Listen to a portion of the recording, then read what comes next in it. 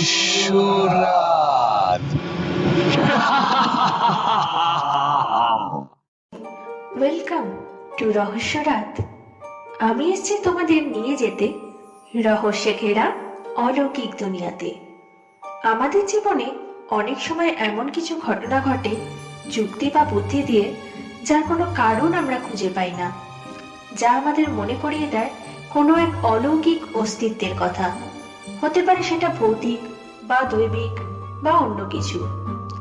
রহস্যরাতে তোমাদেরকে আমি এমন কিছু ঘটনা শোনাবো যা গল্প নয়, সত্যি সত্যি কারো জীবনে ঘটেছে। তোমার জীবনেও কি এরম অলৌকিক কিছু ঘটেছে? তাহলে তা তোমরা আমার সাথে শেয়ার করতে পারো। তোমরা আমাকে ঘটনা লিখে বা ভয়েস রেকর্ড করে পাঠাতে পারো আমার মেল আইডিতে।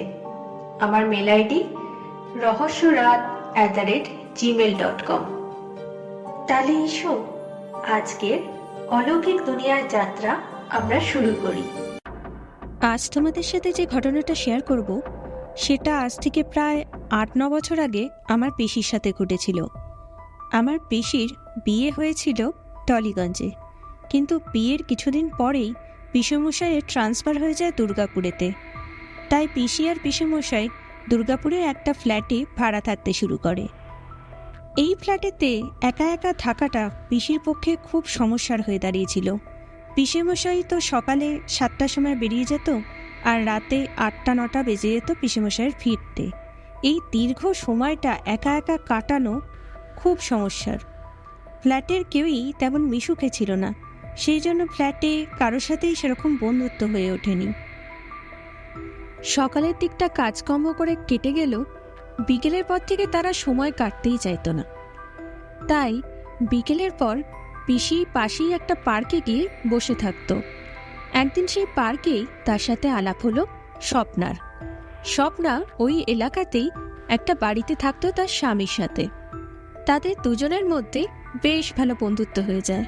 প্রতিদিনই তারা ওই পার্কেতে বিকেলবেলা দেখা করত আর নিজেদের জীবনের সমস্ত গল্প শেয়ার করত। স্বপ্নার বিয়ে হয়েছে প্রায় 5 বছর, কিন্তু তার কোনো সন্তান ছিল না। এই কারণেই সে সবসময় খুব ডিপ্রেস থাকত। অনেক চিকিৎসা করার পরও সে কিছুতেই কনসিভ করতে পারেনি। এই কারণে তার সাথে তার স্বামীরও সম্পর্ক ভালো ছিল না। সন্তান না হওয়ার জন্য সে স্বপ্নাকেই দায়ী করত, আর তাদের মধ্যে ঝগড়াঝাটি লেগেই থাকত। এই সব কথা সে পিসির সাথে শেয়ার করে একটু হালকা হতে পারত। একদিন স্বপ্নার শরীর খুব খারাপ থাকায় সে পার্কে আসতে পারেনি। তখন পিসি স্বপ্নার বাড়িতে যায়।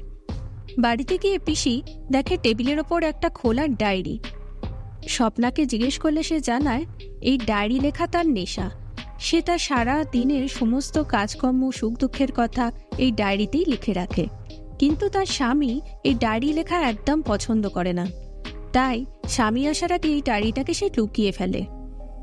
স্বপ্নার সাথে পিসি কয়েকবার স্বপ্নার বাপের বাড়িতেও ঘুরতে যায়, আর এদিক ওদিক বিভিন্ন জায়গায়, দোকানে, বাজারে স্বপ্নার সাথে ঘুরে ঘুরে পিসির সময় বেশ ভালোই কেটে যাচ্ছিল। এইভাবে যখন স্বপ্নার সাথে দেখা করার জন্য পার্কে গেল, তখন স্বপ্নাকে দেখে পিসি চমকে উঠল। তার চোখ মুখ ফোলা, গালে ঠোঁটে কালশিটের দাগ, চুল এলোমেলো। স্বপ্নার এই অবস্থা দেখে তো পিসি অবাক। তাকে জিজ্ঞেস করলো, তোমার এই অবস্থা কে করলো, কি করে হলো এসব?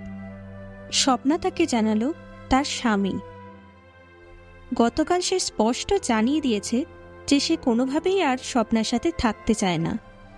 তার অফিসের একজন মহিলার সাথে তার সম্পর্ক হয়েছে এবং তাকেই সে বিয়ে করতে চায়। স্বপ্নার কাছ থেকে সে ডিভোর্স চায় যত তাড়াতাড়ি সম্ভব। স্বপ্নাও তাকে জানিয়ে দেয় যে সে কোনোভাবেই তাকে ডিভোর্স দেবে না। এরপরেই শুরু হয় মারধর এবং তাকে হুমকি দেওয়া হয় যে ডিভোর্স না দিলে তাকে খুন করতেও তার আটকাবে না। সেই দিন রাতে পিসেমশাইয়ের ফিরতে অনেক দেরি হয়েছিল, তাই পিসি আর পিসেমশাই রাত 11টা নাগাদ ডিনারে বসেছিল।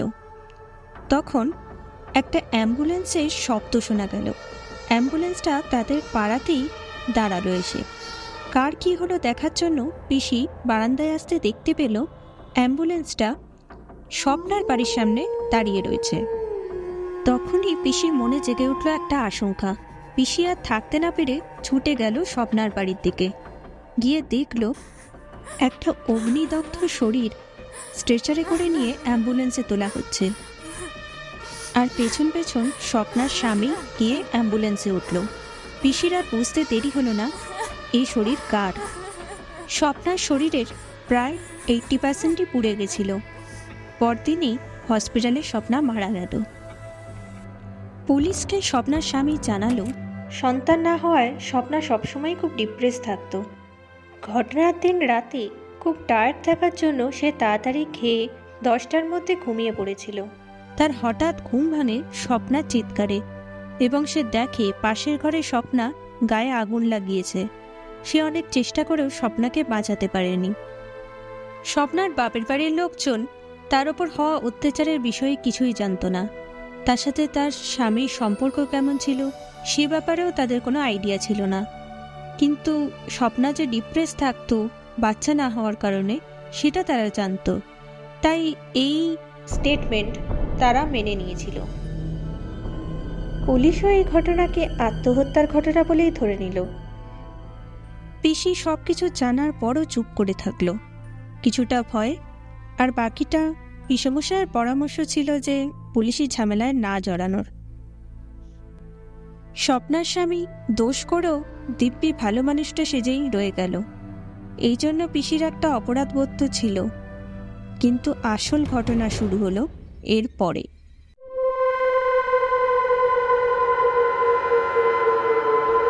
স্বপ্নার মৃত্যুর প্রায় 1 সপ্তাহ পেরিয়ে গেছে।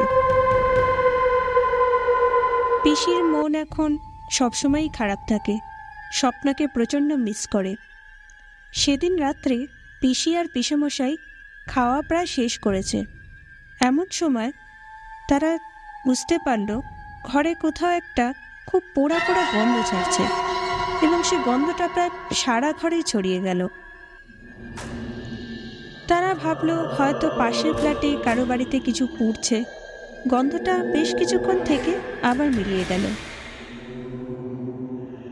এই ঘটনায় তারা তেমন বিচলিত হয়নি, কিন্তু এই ঘটনা যখন আবার পরের দিন ঘটল, তাও একই সময়ে, তখন ব্যাপারটা ভাবনার হয়ে দাঁড়ালো বৈকি। এইভাবে প্রতিদিনই রাতে সেই এক সময় সারা ঘর তীব্র মাংস পোড়া গন্ধে ভরে উঠত। আর এই গন্ধ প্রায় 10-15 মিনিট থাকার পর নিজে থেকেই চলে যেত। ভয়ে উৎকণ্ঠায় তাদের জীবন অতিষ্ঠ হয়ে উঠল। পিসমশাইয়ের পারিবারিক একজন গুরুদেব ছিলেন। পিসমশাই তার কাছে এইসব ঘটনা জানালো। গুরুদেব জানালেন, যেসব মানুষ পুড়ে মারা যান তারা অত্যন্ত কষ্ট পেয়ে মারা যান, সেই জন্য তাদের আত্মার সহজে মুক্তি লাভ হয় না। আর এই আত্মা অত্যন্ত জেদি এবং শক্তিশালী হয়। তার মনে প্রচুর প্রতিহিংসাও থাকে।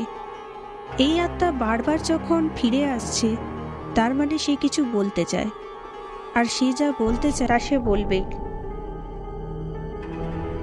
পিসমশাই ট্রান্সফারের জন্য অ্যাপ্লাই করলো। ভাবলো এই শহর ছেড়ে অনেক দূরে চলে যেতে পারলে হয়তো এই সমস্যার হাত থেকে তারা বেঁচে যাবেন। এর মধ্যে একদিন পিসমশাইয়ের অফিসে মিটিং থাকার জন্য পিসমশাইয়ের রাতে ফিরতে দেরি হলো। পিসি সেদিন ঘরে একদম একা। এদিকে সেই সময় হয়ে আসছে, তাই পিসি তো ভয়ে চুপচাপ ঘরের এক কোণে সোফায় বসে থাকলো। ঠিক যথাসময় আবির্ভাব হলো আবার সেই মাংস পোড়া গন্ধের।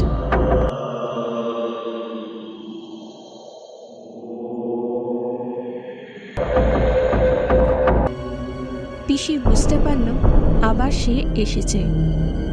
কিন্তু এবার পিসি ভাবল আর কদিন এইভাবে ভয় পেয়ে পেয়ে সে থাকবে। স্বপ্না তো তার বন্ধু ছিল, সে কি ক্ষতি করবে পিসির? কিন্তু সে কি বলতে চায় তা পিসিকে জানতেই হবে। তাই সব ভয় ছেড়ে ফেলে পিসি জিজ্ঞেস করল, কি চাও তুমি? কেন রোজ আসো এখানে? কি চাও আমার কাছ থেকে? কেন এভাবে তুমি আমাদেরকে শাস্তি দিচ্ছ? তখনই এক পলকের মতো দেখতে পেল পিসি তাকে।